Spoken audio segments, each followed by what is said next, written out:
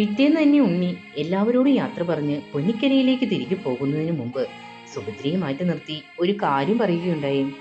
അമ്മേ, തറവാട് പൊളിച്ചു കിട്ടിയ ഉരുപ്പടിയിൽ നിന്ന് ലഭിച്ച ലാഭത്തിന്റെ ഒരു ഭാഗം ചെക്കായി അച്ഛനെ തിരികെ ഏൽപ്പിക്കണം. ഞാൻ ആ ചെക്ക് അമ്മയെ ഏൽപ്പിക്കാം.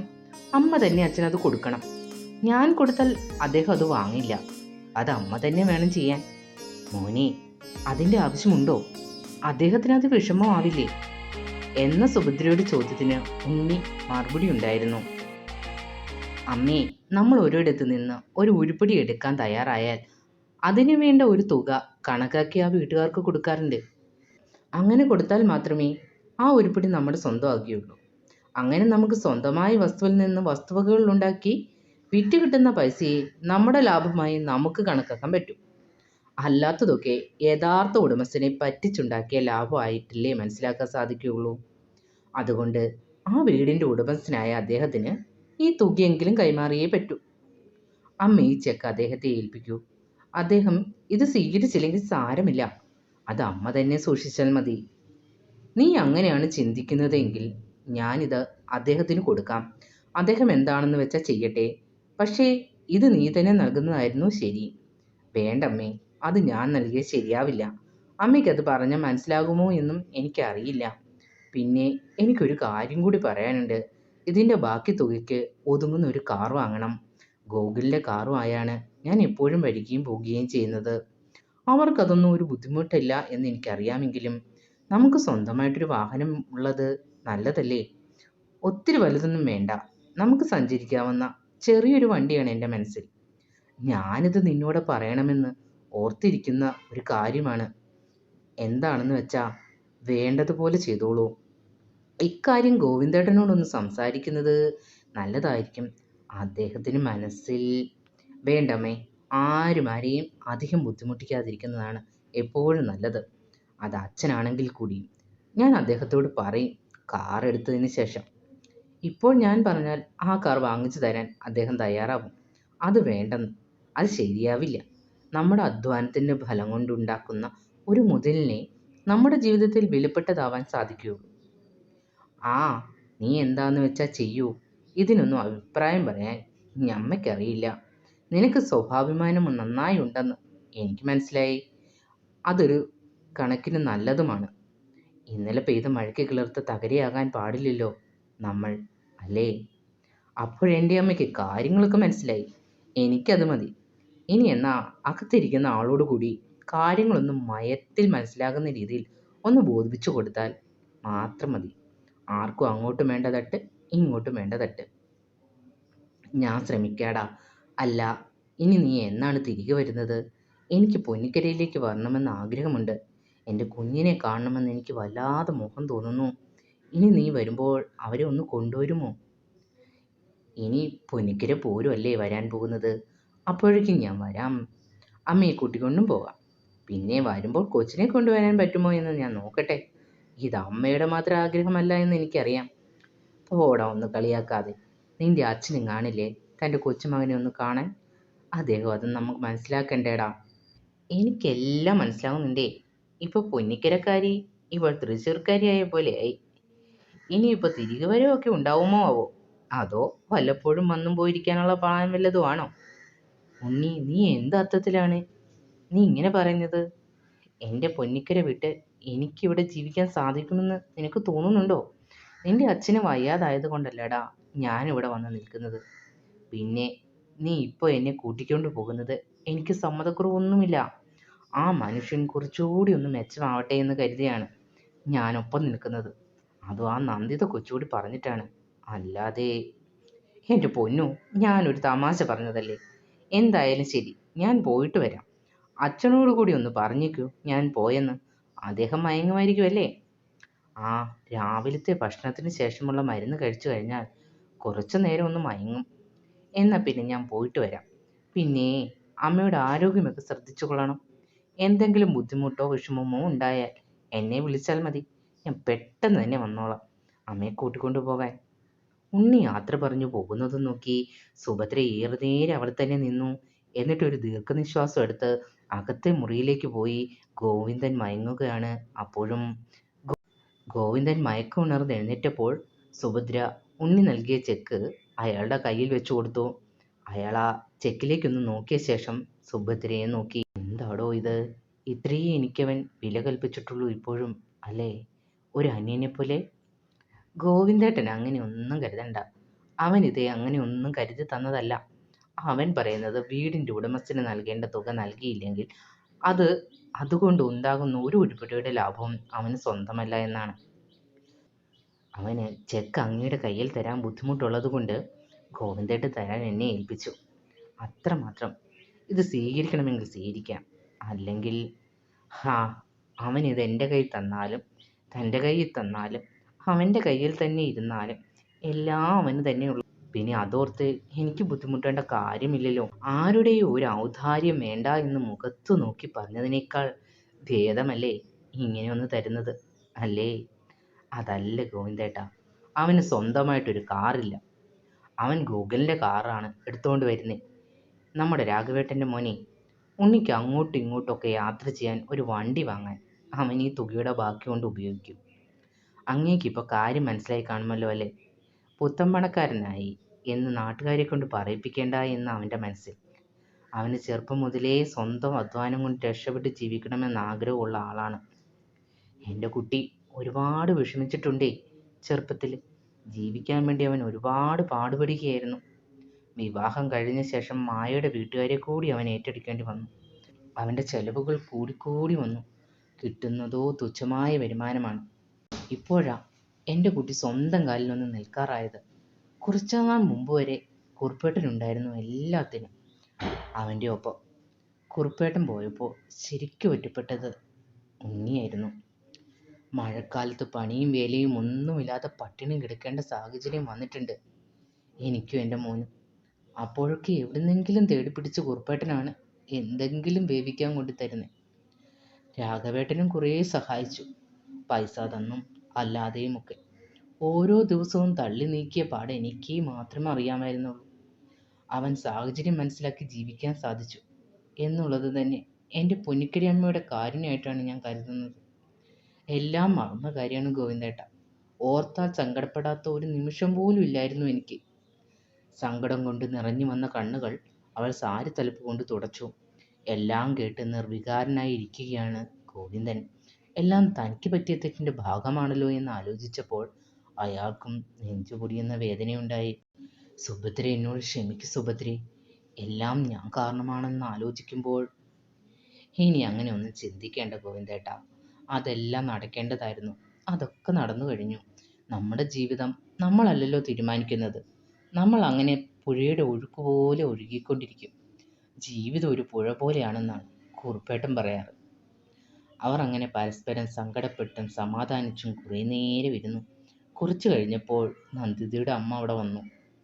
അവർ പഴയ കാര്യങ്ങളൊക്കെ സംസാരിച്ചിരുന്നു. ഗോവിന്ദൻ അപ്പോഴും നല്ല ഉറക്കത്തിലായിരുന്നു. ഉച്ചയുറക്കം അയാൾക്ക് ഇപ്പോൾ പതിവുള്ളതാണ്. രാവിലെ കുറച്ചു ദൂരം സുഭദ്രയെ കൂട്ടി നടക്കും, പറമ്പിലും മറ്റുമായി. നടന്നു വന്ന ശേഷം ഉച്ചയൂണ് കഴിക്കും. മരുന്ന് കഴിച്ചാൽ പിന്നെ കുറേ നേരത്തേക്ക് ഉറങ്ങും. മരുന്നിൻ്റെ സഡേഷനാണെന്നാണ് നന്ദിത പറഞ്ഞത്. നന്ദിതയുടെ അമ്മ മാളിയേക്കൽ തറവാട്ടിലെ പഴയ ചരിത്രമൊക്കെ പറഞ്ഞുകൊണ്ടിരുന്ന സമയത്താണ് നന്ദിത അങ്ങോട്ട് വന്നത്. അല്ല, അമ്മയെപ്പോൾ വന്നു? സുഭദ്രേച്ചിയെ ഒരു പരുവാക്കി കാണുമല്ലോ. ഞാൻ വന്നിട്ട് ഇത്തിരി നേരം ആയതേ ഉള്ളൂ. ജീവിതം ചോദിച്ച് മനസ്സിലാക്കായിരുന്നേ. പിന്നെ നമ്മുടെ കാര്യങ്ങളൊക്കെ ഇങ്ങനെ പറഞ്ഞിരിക്കുമായിരുന്നു, അല്ല സുഭദ്രേ? അതെ എന്നർത്ഥത്തിൽ സുഭദ്രയും തലകുലുക്കി ചിരിച്ചു. നന്ദിതയും സുഭദ്രയും മുറ്റത്തിറങ്ങിയപ്പോൾ നന്ദിതയുടെ അമ്മ അടുക്കള വശത്തേക്ക് പോയി. അമ്മ എന്തൊക്കെ പൊങ്ങച്ചം പറഞ്ഞ് കേൾപ്പിച്ചു സുഭദ്രേച്ചിയോട്? അതങ്ങനെയാണ്. വരുന്നവരോടും പോകുന്നവരോടും ഇവിടുത്തെ പണ്ടത്തെ കാര്യങ്ങളൊക്കെ പറഞ്ഞ് ആസ്വദിക്കുന്ന പുള്ളിക്കാരത്തിയുടെ ഒരു സ്വഭാവമാണ്. ഹേയ്, അങ്ങനെ ഒന്നും പറഞ്ഞില്ല കൊച്ചേ. അമ്മ പഴയ കാര്യങ്ങളൊക്കെ പറഞ്ഞിരുന്നു. ഗോവിന്ദേട്ടൻ്റെ അമ്മയുടെയും അച്ഛൻ്റെയും പിന്നെ ഇന്ദുമതിയുടെ കാര്യങ്ങൾ പറഞ്ഞു തുടങ്ങിയപ്പോഴാണ്. ഇന്ദുച്ചയുടെ കാര്യങ്ങളാണെങ്കിൽ നല്ലതൊന്നും പറഞ്ഞു കാണാൻ സാധ്യതയുണ്ടാവില്ല. അങ്ങനെയൊന്നും കാര്യമായിട്ടൊന്നും പറഞ്ഞില്ല. വിവാഹം കഴിക്കണമെന്ന് വാശി പിടിച്ചു. അതാ ഈ ജീവിതമൊക്കെ ഇങ്ങനെയായി പോയേന്ന് പറഞ്ഞുള്ളൂ. ഒരു കണക്കിന് നോക്കിയാൽ താൻ സ്നേഹിക്കുന്ന ഒരാളെ വിവാഹം കഴിക്കണമെന്ന് വാശി പിടിക്കുന്നതിൽ തെറ്റൊന്നുമില്ലല്ലോ. അങ്ങനെ നോക്കിയാൽ ഇന്ദു ചേച്ചിയുടെ ഭാഗത്ത് തെറ്റൊന്നുമില്ല. ഇത്രയും നാൾ ഇന്ദുവിനെ കുറ്റപ്പെടുത്തി പറഞ്ഞ നന്ദിത ഇന്ദുവിൻ്റെ പ്രവർത്തികളെ ന്യായീകരിക്കുന്നത് കണ്ടപ്പോൾ ഒരു അതിശയത്തോടെ സുഭദ്ര നന്ദിതയെ നോക്കി. ഇനി നോക്കൊന്നും വേണ്ട സുഭദ്രേച്ചി, ഞാനൊരു വസ്തുത പറഞ്ഞെന്നേ ഉള്ളൂ. പക്ഷേ ആ അങ്ങനെയുള്ള കാര്യങ്ങളൊക്കെ ന്യായമായിരുന്നു എന്നാണ് നമ്മൾ ചിന്തിക്കുന്നത്. തനിക്ക് എത്ര ഇഷ്ടമുണ്ടെങ്കിലും അത് തിരിച്ചില്ലെങ്കിൽ ആ ഇഷ്ടം ഉപേക്ഷിക്കേണ്ടത് തന്നെയായിരുന്നു രണ്ടാളുടെയും ജീവിതത്തിന് നല്ലത്. ഇന്ദുവേച്ചി അത് ചെയ്തില്ല. വാശിക്ക് സ്നേഹം പിടിച്ചു വാങ്ങാൻ നോക്കി, പരാജയപ്പെട്ടു. അവർക്കിടയിൽ ഒരു കുഞ്ഞുണ്ടാകുമായിരുന്നെങ്കിൽ ഒരുപക്ഷെ ഗോവിന്ദേട്ടൻ ഇന്ദു ചേച്ചിയോട് എല്ലാം ക്ഷമിച്ചേനെ എന്ന് തോന്നുന്നു. പക്ഷെ അതും ഉണ്ടായില്ല. എന്ന് മാത്രമല്ല, ഏട്ടനോട് ഏട്ടൻ്റെ കുഴപ്പം കൊണ്ടാണ് കുട്ടികൾ ഉണ്ടാകാത്തതെന്ന് കള്ളം പറഞ്ഞ് വിശ്വസിക്കുക കൂടി ചെയ്തു. ആർക്ക് ഇതൊക്കെ ക്ഷമിക്കാൻ സാധിക്കുക? സുഭദ്ര നന്ദിത പറയുന്നത് അത്രയും ശ്രദ്ധിച്ചു കേൾക്കുകയാണ്. നന്ദിത തുടർന്നു. ഒരു കണക്കിന് നോക്കിയാൽ സുഭദ്രേച്ചി, ഇന്ദുവേടത്തി ഗോവിന്ദേട്ടനോട് താൻ സത്യം പറഞ്ഞാൽ ഗോവിന്ദേട്ടൻ തന്നെ ഇട്ടേച്ചു പോകുമോ എന്നുള്ള ഭയപ്പാട് കൊണ്ടായിരിക്കും അന്ന് അങ്ങനെയൊക്കെ കള്ളം പറഞ്ഞത്. സുഭദ്രേച്ചിക്ക് അറിയാമോ, ഗോവിന്ദേട്ടനും ഇന്ദുവേടത്തിയും തമ്മിൽ 11 വയസ്സിന് വ്യത്യാസമുണ്ട്. മാളിയേക്കൽ തറവാട്ടിലായിരുന്നു ഒരു കാലത്ത് എല്ലാവരും ഒരുമിച്ച് കഴിഞ്ഞിരുന്നത്. ഗോവിന്ദേട്ടൻ്റെ അച്ഛൻ കേശവൻ വല്യച്ഛൻ്റെ അച്ഛൻ മാളിയേക്കൽ പുരുഷോത്തമൻ ആചാരി ഈ നാട്ടിലെ വലിയ മൂത്താശാരിയായിരുന്നു. ഈ കാണുന്ന സ്വത്തുവകകളൊക്കെ അദ്ദേഹത്തിൻ്റെ അച്ഛൻ്റെ കാലത്ത് വാങ്ങിച്ചു കൂട്ടിയതായിരുന്നു. അത് പുരുഷോത്തമൻ മുത്തച്ഛൻ സംരക്ഷിച്ചു പോന്നു പോയി. പുരുഷോത്തമൻ മുത്തച്ഛൻ്റെ അമ്മ 10-11 പെറ്റെങ്കിലും എല്ലാം ബാലാരിഷ്ടത വന്നും മാറാരോഗങ്ങൾ വന്നും അകാല മരണം സംഭവിച്ചുപോയി. അവസാനം പുരുഷോത്തമൻ മുത്തച്ഛനും മുത്തച്ഛൻ്റെ പെങ്ങൾ സൗദാമിനി അമ്മയും മാത്രമായി അവശേഷിച്ചു. പുരുഷോത്തമൻ മുത്തച്ഛനും സൗദാമിനി അമ്മയും വിവാഹം കഴിച്ചത് മാളിയേക്കൽ കുടുംബത്തിൽ നിന്നുള്ള ആരെയല്ല. ഒരാൾ വടക്കേമുറി പുതുച്ചിറ കുടുംബത്തിൽ നിന്നും മറ്റേയാൾ അവരുടെ ബന്ധത്തിൽപ്പെട്ട ആളെയാണ്. എന്തായാലും പുരുഷോത്തമൻ മുത്തച്ഛൻ്റെ അച്ഛൻ്റെ കാലശേഷം കുടുംബങ്ങൾ തമ്മിൽ തന്നെ അങ്ങോട്ടും ഇങ്ങോട്ടും കശപിശയായി. കൂട്ടുകുടുംബം പിരിഞ്ഞ് ഒറ്റയ്ക്ക് താമസിക്കണമെന്ന് സൗദാമിനി അമ്മയ്ക്കും കുടുംബത്തിനും വാശി.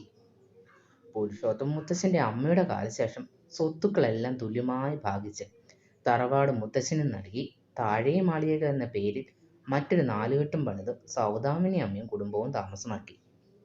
അതാണ് ഈയിടെ പൊളിച്ചു കളഞ്ഞ താഴെ മാളികയ്ക്ക് 4 കെട്ടി. എന്നിട്ട് സുഭദ്ര ആകാംക്ഷയോടെ തിരക്കി. എന്നിട്ടെന്താ സുഭദ്രേച്ചി, സൗദാമിനി അമ്മയ്ക്ക് 2 ആൺകുട്ടികളും ഒരു പെണ്ണും ഉണ്ടായി. പുരുഷോത്തമൻ മുത്തച്ഛനാവട്ടെ കേശവൻ വല്യച്ഛനും വല്യച്ഛൻ്റെ സഹോദരി രോഹിണി അമ്മയും ഉണ്ടായി. രോഹിണി അമ്മയും സൗദാമിനി അമ്മയുടെ 2ാമത്തെ മകനായ വിശ്വംഭരനും തമ്മിൽ ഒരു ഇഷ്ടമുണ്ടായി. അവർ തമ്മിൽ വിവാഹിതരാകുകയും ചെയ്തു. സൗദാമിനി അമ്മയുടെ മകൾ രമയെ കേശവൻ വല്യച്ഛനുമായി ആലോചിച്ചെങ്കിലും വല്യച്ഛൻ അതിനെ സമ്മതിച്ചില്ല. കേശവൻ വല്യച്ഛൻ കിഴക്കേമുറി പരമേശ്വരൻ ആചാര്യയുടെ 4ാമത്തെ മകൾ വസന്തരയാണ് വിവാഹം ചെയ്തത്. ആ വസന്തര അമ്മയുടെ അനുജത്തി ജാനകിയുടെ മകളാണ് ഞാൻ.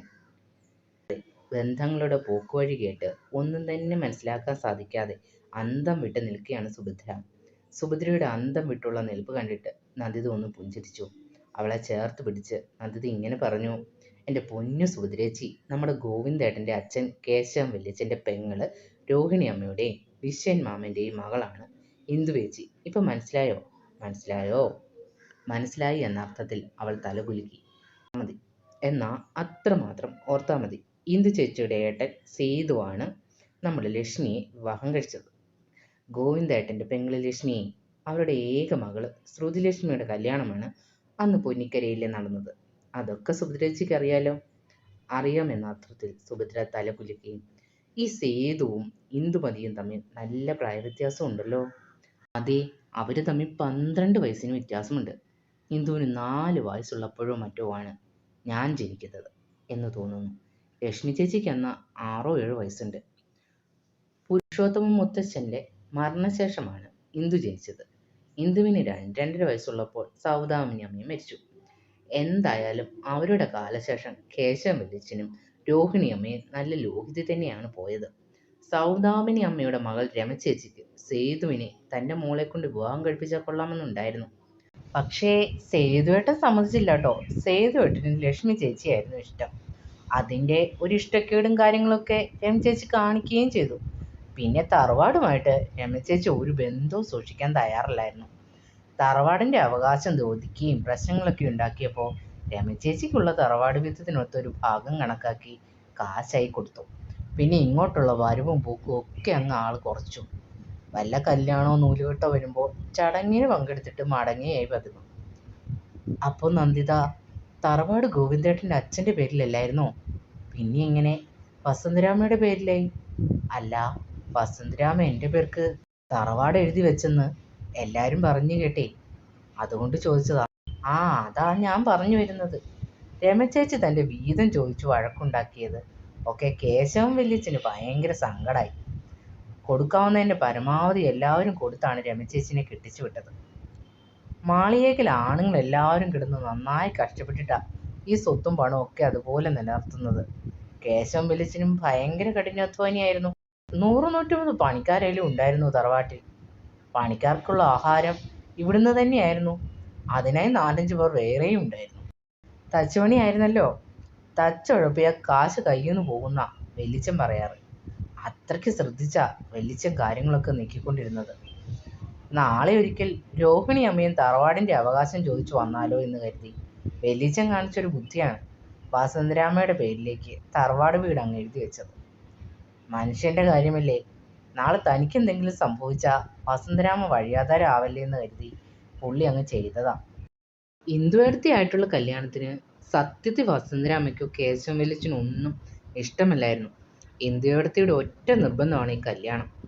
ഇന്ദുവേടത്തിയെ ഗോവിന്ദേട്ടൻ വിവാഹം കഴിച്ചില്ലെങ്കിൽ 5 വർഷമായിട്ടും കുട്ടികളൊന്നും ഉണ്ടാകാത്ത ലക്ഷ്മി ചേച്ചിയെ ഉപേക്ഷിച്ച് സേതുവേട്ടനെ കൊണ്ട് വേറൊരു വിവാഹം കഴിക്കുമെന്ന് വരെ രോഹിണി അമ്മായി കൂടി പറഞ്ഞപ്പോൾ അവർക്ക് മറിച്ചൊരു തീരുമാനമെടുക്കാൻ സാധിച്ചില്ല. ചേച്ചിയായിട്ടുള്ള വിവാഹം കഴിഞ്ഞെന്ന് ഗോവിന്ദേട്ടൻ ആകെന്ന് പറഞ്ഞതാണ്.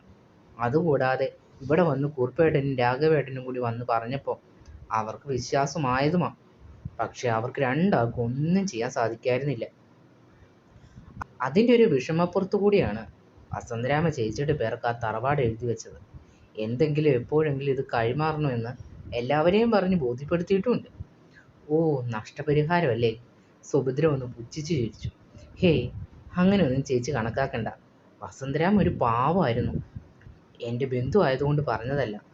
ആരോടും എപ്പോഴും കരുണയോടെ മാത്രം കണ്ടിട്ടുള്ള ഒരു പാവം. എന്നിട്ടാണോ ഗോവിന്ദേട്ടൻ അന്ന് കുറുപ്പേട്ടൻ്റെ കൂടെ പോരാൻ തുടങ്ങിയപ്പോൾ പടിയടച്ച് പിണ്ടം വെക്കുന്നത് പ്രാഗീത്? എൻ്റെ സുഭദ്രേച്ചിയെ, ചേച്ചി അതിൽ നാടകമായിരുന്നു. നാടകമോ? ഒരാളെ, അതും സ്വന്തം മകനെ, അങ്ങനെയൊക്കെ പ്രാകുന്നതാണോ നാടകം? ചേച്ചി വിശ്വസിച്ചാലും ഇല്ലെങ്കിലും അതൊരു നാടകമായിരുന്നു. ആ സംഭവത്തിനെല്ലാം സാക്ഷി ഞാനാണ്. ഏട്ടനോട് വസന്തരാമ നേരത്തെ തന്നെ പറഞ്ഞിരുന്നു, നീ അവർക്കൊപ്പം പൊക്കോ. രോഹിണി ചേച്ചിയെ മറ്റും ബോധിപ്പിക്കാനായി ഞാൻ നിന്നെ നല്ല ചീത്ത പറയും, എൻ്റെ വായി തോന്നിയതൊക്കെ പറയും, ചിലപ്പോൾ പ്രാകുക വരെ ചെയ്യും. പക്ഷെ നീ തിരിഞ്ഞു നോക്കരുത്. നീ അവർക്കൊപ്പം പടി കടന്നു പോകണം. കാണുന്നവർക്ക് തോന്നണം നീ ധിക്കരിച്ചു പോകുന്നതാണെന്ന്. ഞങ്ങൾ പറഞ്ഞതൊന്നും കേൾക്കാതെ നീ പോയെന്ന് വരുത്തി തീർക്കണം. ബാക്കി പിന്നെ. ഗോവിന്ദേട്ടൻ അങ്ങനെ തന്നെയാണ് ചെയ്തത്. പക്ഷേ ഇന്ദുവെടുത്തി അതിനിടെ ഒരു നാടകം കളിച്ചു. അതിൽ പാവം ഗോവിന്ദേട്ടൻ വിട്ടും പോയി. പറഞ്ഞിട്ട് കാര്യമില്ല, അതുപോലുള്ള അഭിനയായിരുന്നില്ലേ ഇന്ദുവെടുത്തിയുടെ? നന്ദിത പറഞ്ഞത് കേട്ട് സുഭദ്രയുടെ മനസ്സിൽ മിന്നായം പോലെ ഗോവിന്ദൻ നേരത്തെ പറഞ്ഞ കാര്യങ്ങൾ ഓടിയെത്തി. അവർ അന്ന് ആ അഭിനയം നടത്തിയില്ലായിരുന്നെങ്കിൽ എനിക്കൊന്നും നഷ്ടമാകില്ലായിരുന്നു. ഇങ്ങനെയൊന്നും സംഭവിക്കില്ലായിരുന്നു. എല്ലാവർക്കും എല്ലാവരും ഉണ്ടാകുമായിരുന്നു. അവളുടെ സ്വാർത്ഥത, വാശി എല്ലാം നഷ്ടപ്പെടുത്തി. എന്ത് അഭിനയമാണ് അവൾ അന്ന് നടത്തിയത്? അതറിയാനുള്ള ആകാംക്ഷയോടെ സുഭദ്ര നന്ദിതയുടെ മുഖത്തേക്ക് മിഴികളൂന്നി.